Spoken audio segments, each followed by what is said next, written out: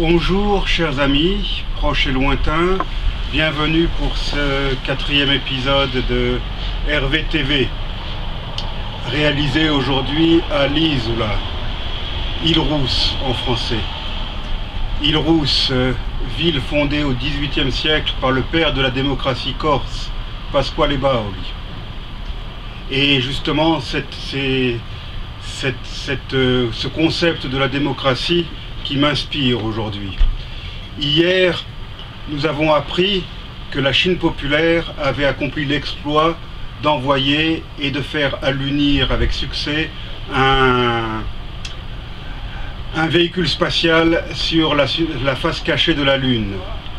Il faut se réjouir d'un tel exploit et féliciter les scientifiques, les chercheurs chinois. Rappelons que ce pays, il y a encore quelques décennies, était un pays largement sous-développé. Qu'il puisse aujourd'hui faire concurrence à la Russie et surtout aux États-Unis, et bien sûr à l'Europe, mais surtout aux États-Unis, dans la conquête spatiale, c'est quelque chose d'extraordinaire. Et ça doit être salué à juste titre. Cependant, la face cachée de la Lune ne doit pas nous faire oublier la face cachée de la Chine.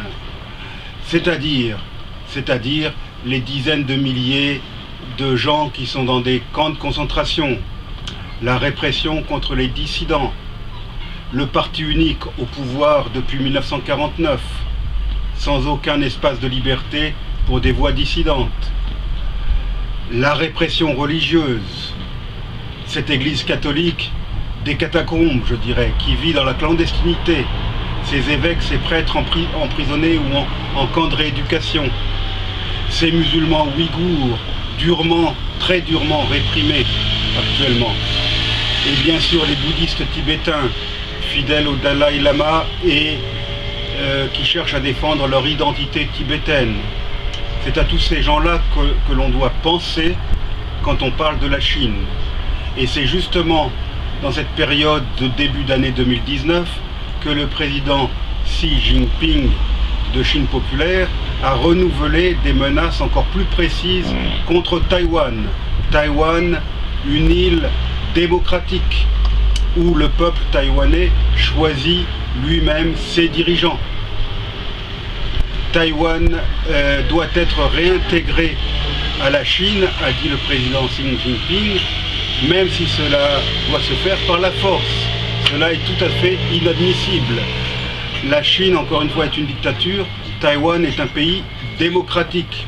La présidente Tsai Ing-wen, première femme dirigeante de Taïwan, ne s'y est pas trompée. Et elle a aussitôt réagi en rappelant que le peuple taïwanais n'accepterait jamais une réunification forcée avec la Chine.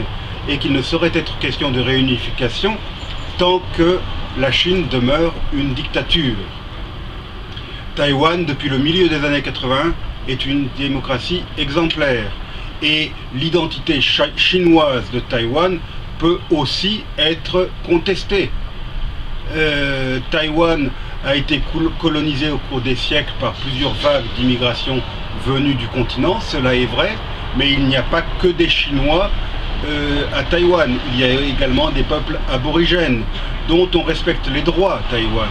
Leurs langues sont également respectées. Et au XXe siècle, Taïwan n'a été chinoise, rappelons-le, n'a été chinoise que durant 4 ans. Puisque avant 1945, c'était une province japonaise, et depuis 1949, c'est la Chine nationaliste, c'est-à-dire c'est là que se sont réfugiés ceux qui restaient du gouvernement de Chiang Kai-shek.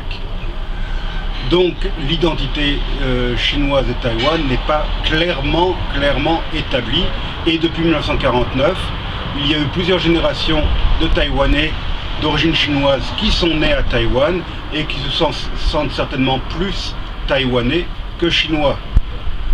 Depuis 1971, Taïwan n'a plus aucune représentation internationale. Taïwan a été expulsé de l'ONU lorsque la Chine y a fait son entrée, la Chine communiste. Taïwan ne fait plus partie des organisations spécialisées de l'ONU. Il y a donc 23 millions d'habitants qui n'ont plus de représentation internationale. Cela, en tant que tel, constitue un scandale international. On met au banc des nations des États voyous, c'est arrivé dans le passé, la Libye, la Corée du Nord, et là, un des États, peut-être l'État au monde qui est le plus ostracisé, c'est Taïwan, alors que c'est une démocratie exemplaire.